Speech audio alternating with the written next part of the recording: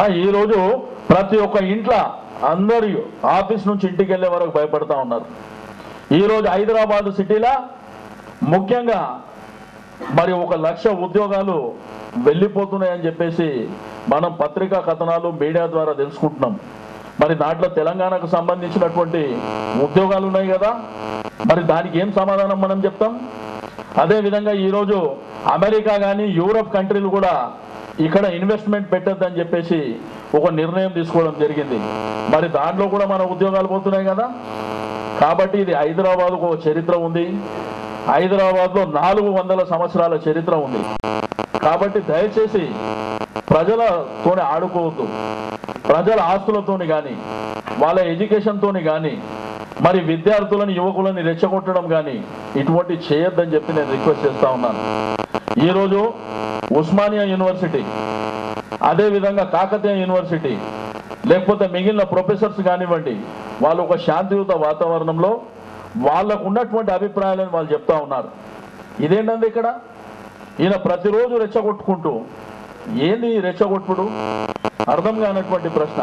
కాబట్టి నేను వాళ్ళకు కూడా రిక్వెస్ట్ చేస్తున్నా, ప్రొఫెసర్లకు కానీ కవులకు కళాకారులకు విద్యార్థులకు మీరు దయచేసి ఇతన్ని కంట్రోల్ చేయండి అని చెప్పి నేను ఈ సందర్భంగా రిక్వెస్ట్ చేస్తా ఉన్నాను. కాబట్టి మా పార్టీ పరంగా మేము అందరికీ అండదండలుగా ఉండడానికి మరి మేము మొదటి నుంచి ఒకటే మాట చెప్తున్నాం, ఆ పద్ధతి ప్రకారమే ముందుకు వెళ్తాం.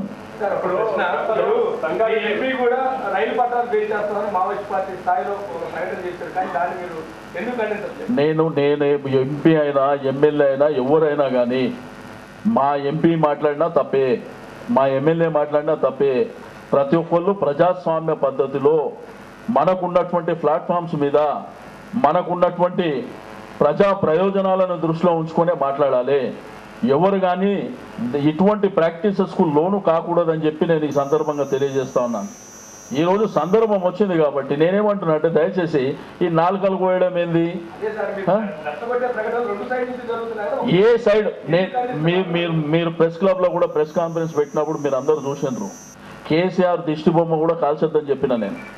అక్కడ కూడా కేసీఆర్ దిష్టి బొమ్మ మీకున్న అభిప్రాయం మీరు చెప్పండి.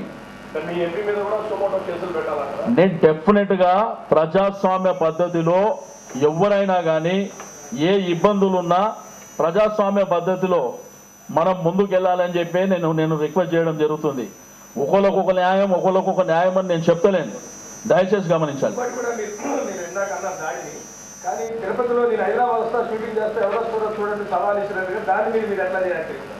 నేనేమంటున్నా బ్రదర్, ఇప్పుడు నేను ఇక్కడ నేను శ్రీనివాస్ గారు వ్యక్తి ఇంపార్టెన్స్ నేను చెప్తలేను. ఇక్కడ నేను చెప్పేది ఏంటంటే ఎవరికి ఉన్న మనోభావాలు వాళ్ళు చెప్పుకోవచ్చు, అది వాళ్ళ హక్కు. ఈరోజు ఇక్కడ ఉన్న వాళ్ళు కానీ అక్కడ ఉన్న వాళ్ళు కానీ ఎవరైనా కానీ ఎవరిని రెచ్చగొట్టేటువంటి వాతావరణం ఉండొద్దని చెప్తున్నా నేను, ఒక వ్యక్తి కానీ కాదు.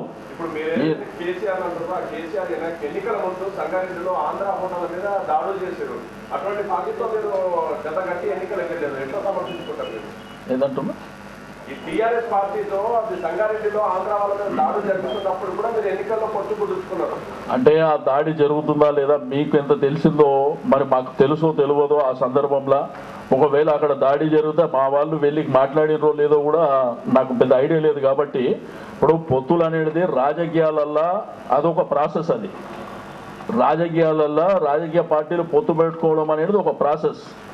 కాబట్టి నేను ఒకటే, ఎవరి మనోభావాలని మనం రెచ్చగొట్టద్దు.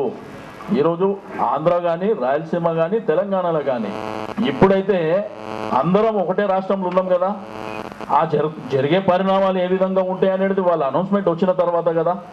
మొన్న జరిగినటువంటి గ్రేటర్ ఎన్నికలలో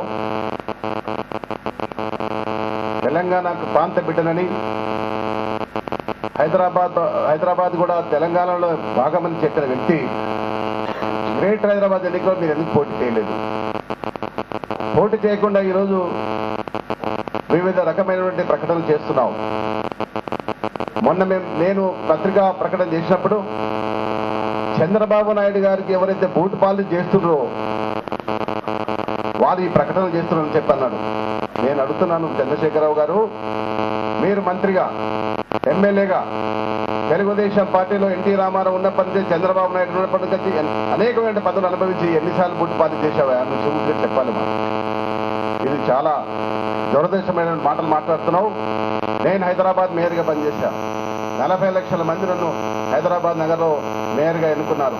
ఈ హైదరాబాద్ నగరాన్ని అంతర్జాతీయ లెవెల్ తీసుకుపోయింది చంద్రబాబు నాయుడు గారు మేయర్గా హుడా చైర్మన్గా చేసిన సంగతి మర్చిపోకు. నువ్వు ఒక్కరివే తెలంగాణ తీసుకొస్తామన్న ముఖ్యం కాదు. ఈరోజు ప్రతి ఒక్కరం కూడా ఈరోజు తెలంగాణకు కట్టుబడి ఉన్నాం. అసెంబ్లీలో తీర్మానం పెట్టమని చెప్పి ఆనాడు చెప్పినాం మేము. నీకు తెలుసా నాడు నువ్వు వచ్చి కాళ్ళ వేళ్ళ పడి చంద్రబాబు నాయుడు దగ్గర వచ్చి మీరు మాకు ఒత్తు కావాలి, మీరు చాలా విద్యలు ఈ యొక్క తెలంగాణ ప్రాంతానికి మీరు ఒక్కరే బాగు చేసినని చెప్పే వ్యక్తివి ఈ రోజు ఈ మాట మాట్లాడడం మంచిది కాదు. ఇకనైనా ఇటువంటి మానుకోవలసిందిగా తెలుగుదేశం పార్టీ హైదరాబాద్ యూనిట్ నేను పూర్తిగా ఖండిస్తా ఉన్నాం. ఇటువంటి భాషను మార్చుకొని నువ్వు తెలంగాణ విషయంలో తెలంగాణ ఇస్తానన్నది కాంగ్రెస్, తెలంగాణ తీసుకుంటామని చెప్పింది 2004లో సోనియా గాంధీ మైబూరులో చెప్పింది కనుక ఈ రోజు సోనియా గాంధీని అడగండి, మీరు కాంగ్రెస్ వాళ్ళని అడగండి, మీరు అది మంచి పద్ధతి. కానీ లేనిపోని మాటలు పెట్టుకొని మా నాయకుడి మీద అంటే మాత్రం తెలుగుదేశం పార్టీ హైదరాబాద్ యూనిట్ ఊరుకోదని చెప్పి మేము హెచ్చరిస్తా ఉన్నాం. మేము చూసాం, ఆ రోజు స్వయంగా చూసాం. చంద్రశేఖరరావు గారు మీరు అందరూ చూశారు, పత్రిక వాళ్ళు కూడా ఆ రోజు మధ్యాహ్నం వచ్చిన సంగతి మీరు అందరూ చూశారు.